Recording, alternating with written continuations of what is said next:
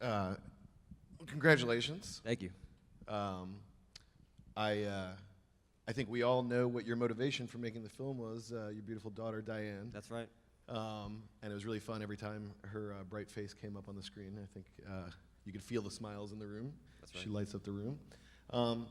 But as a filmmaker, I'm curious, at what point do you go from being a father with a bright-eyed little girl who sees something that a lot of parents, are questioning and thinking about every day, and go from concerned, interested father to I need to pick up a camera and explore this issue for all of us to see on the screen? How did that start? Yeah, that's a great question. There were times when my daughter would say, "No, stop, put the camera down. I just want to play."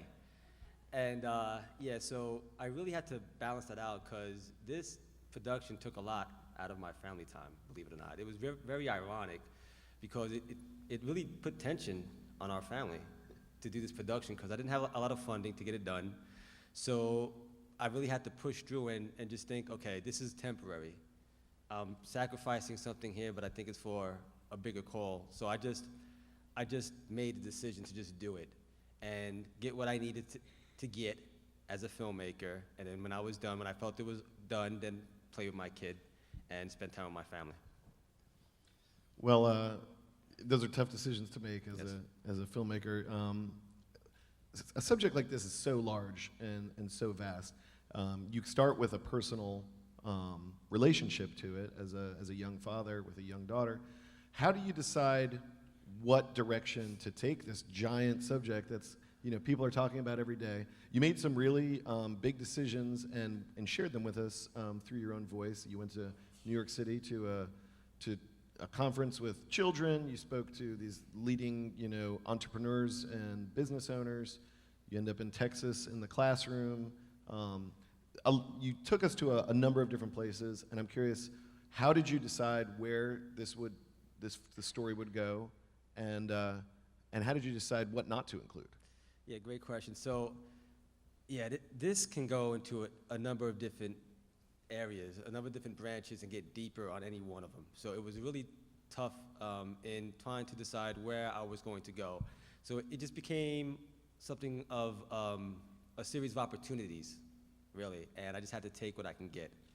So there's a larger story backdrop to this. I was diagnosed with skin cancer before making the film, and at the time I thought, if I don't want to be in my deathbed and say, hey, I never got to do what I really wanted to do, which was create films. So I invested in filmmaking gear, and I just went for it. I did a couple of videos, and studio CEO gave me an office in his studio. He said, hey, you can work from here. So he knew I was doing this film, and he actually sent me the information about the Digital Kids Conference, which is where I got most of my interviews. So I got that opportunity. And so I just said, okay, this is going to fulfill this part of my script where I need some subject matter experts. And then I got in contact with the educational conference that was doing technology teachings for their teachers. And that was another per chance thing. I said, this will fill up another part. And okay, I think I have enough now because I don't have enough funding for this to be 1 hour. I think 25 minutes is going to be my cap. And I'll finish it with one more other story of a family. And that's what I need, and I'm done. So you let the opportunities kind of open up to you as you went along. That's right. And how did you know when that point was, when you were done? Yeah, that's another good question. It was a lot about the money and saying, okay, you need to ship this, because as creatives, we can come up with a lot of ideas, and then it's all about action steps once you have that, but you need to vet it out and then decide, okay, when is this going to be finished? Because we'll just keep on going. We'll have an idea and it could run forever. We don't know it limits. But it became a business decision to say, okay, this is what I can do, and this is what I have the skill for. I didn't have the money to do color correcting. That took a lot of my time. I had to learn that on my own.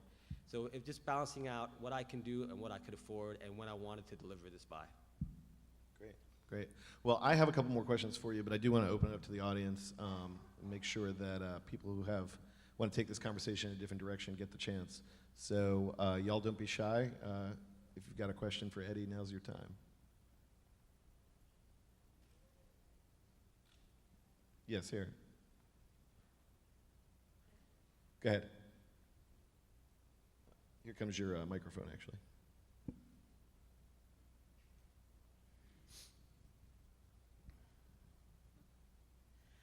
I was wondering, with all the different opinions and all the different things that you heard, what's your big takeaway at the end of the film here? Yeah, so my takeaway is, you know, you have to watch your child. Don't watch them too much. Just, you know, be careful. Make sure that they don't get into the wrong, you know, programs, apps, and videos. But at the same time, get involved with your child. That, you know, make sure that you still give them that time. A lot of times we use the iPad or the tablet or the phone as a babysitter, and I've been guilty of that myself. And it's a great convenience for us to get away for a second, have something that can take our child's time away when they might be getting involved in something that we're doing and we need our space. But it's important to try to get involved and make time for them still. Don't use it as a convenience, but get involved with your child, with their apps and with their games. See what they're doing. My daughter, she plays Roblox, and she has like an entire world of, I mean, she makes stuff. It's ridiculous. So things like that are what kids are into. So as parents, it's important that we get into it because we still need to connect with our children. Yeah, there's a thing called Minecraft. I don't have children, but there's a thing called Minecraft that's Yes. floating around out there. I keep hearing about it left and right. I think there's another question here. Maybe the young woman in the pink top? No? Okay, well, anyone else? It's back there on the back with the hat.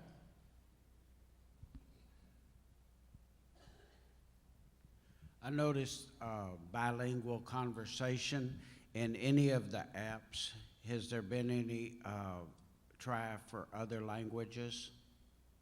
In the app programs, Yes. that's an interesting question. I haven't seen that. I would imagine that could be a country interface area where here in America we have the app application in the App Store and the interface in our network on American English speaking and reading applications. Of course, in our country we do have a lot of, you know, Latin communications going on as well, Spanish language communications. I haven't seen, in all the apps that my daughter has, I haven't seen any Spanish-speaking ones. Good point. No, I have not seen any. You know, I think it's something that documentaries can do is leave us wanting more, leave us with questions to go explore on our own. And I think that's a great question: is what is going on out there in the app world? Where can our families and our children kind of expand their knowledge base under supervision? I do want to ask you one last question to wrap things up. My assumption is there are some people in this room that, like you, have an idea that they would be interested in making a film about, and maybe they're trying to figure out how to get started. And since this is something that's fresh for you, I wanted to ask you, you know, what was a mistake that you made that we could all learn from, so we can benefit from your experience, and what piece of advice would you give to an aspiring filmmaker? I think one of the mistakes is that I was really interested in the different camera settings that you could use. When you're using, I was at the time using Canon DSLRs, and we have different settings that we could use. One, for example, is to have a really flat color setting, so you can bring back the color and make it really pop and make it look fresh. But that takes a level of skill that I didn't realize that you need. And usually you have to pay somebody for that. And I didn't have that skill. We shot some of the scenes in that flat setting, and it really, really hurt me because I didn't know how to bring it back. And sometimes my shooters, they were college graduates, and even though they had the degrees, they didn't really know how to do everything that I knew how to do at that level to shoot it right. So they made a couple of mistakes, and on top of that, with the color flat setting, I really ended up having to do a lot of fixing that I would not have done, and it really set me back about 6 months. So technology issues. Yeah, skill sets. Yeah, and what piece of advice would you give to an emerging filmmaker? Yeah, to go along with what I just said, keep it simple, kind of plan out what you want, but at the same time, grab those opportunities and remain flexible. Just like that Room 19 documentary, you saw how the kid had a cloud and he made it into a rock because it was an ugly cloud. Well, when you're making your film, sometimes things might not come out the way that you want it to, but you can still either decide and cut it out or turn it around and make it into something else. So you have to remain flexible at the same time. And also, make sure that you stick to your ship date. And if you wanted to be in film festivals, keep your timeline tight and say, okay, hey, I want to be in Cannes or in Sundance or whatever. Those are your goals.